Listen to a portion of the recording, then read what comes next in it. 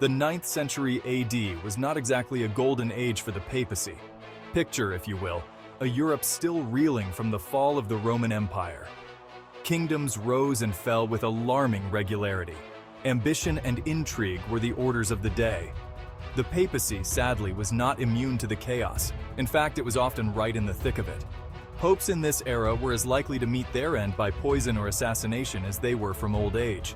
This was not a time for the faint of heart. And into this volatile arena stepped Pope Formosus, a man who would become the unfortunate protagonist of our story. But before we get to his rather unusual trial, we need to understand the political and religious maelstrom that led to such a bizarre event. The papacy was caught in a tug-of-war between powerful factions. These groups sought to control the spiritual heart of Christendom for their own worldly ends. Think of noble families vying for a particularly shiny crown, except the crown in this case was the papal tiara. To make matters even more complicated, the papacy was also grappling with complex theological disputes and challenges to its authority. In short, it was a recipe for disaster. And disaster, as we shall see, is precisely what they got. Pope Formosus was, in many ways, a typical product of his time. He was a shrewd political operator. He was also a man of deep religious conviction.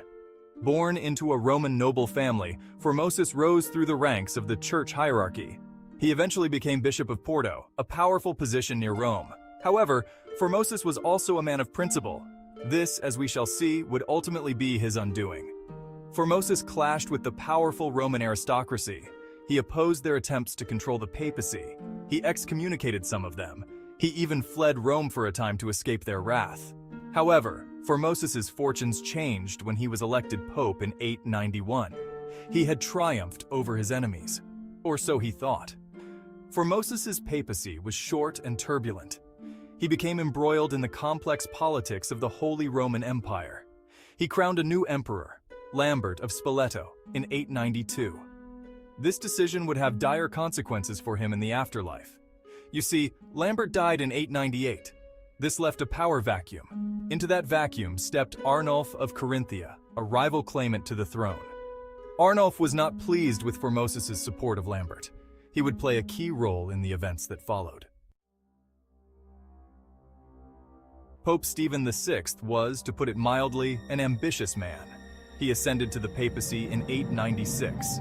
This was a time when the office was more like a political football than a sacred position. Stephen was a creature of the Roman nobility. He owed his position to their machinations. Specifically, he was a pawn in the hands of the powerful Spoleto family. They were eager to settle scores with the deceased Pope Formosus. Formosus had, as we recall, had the audacity to cross them during his lifetime. But death, it seemed, was not enough to protect him from their vengeance.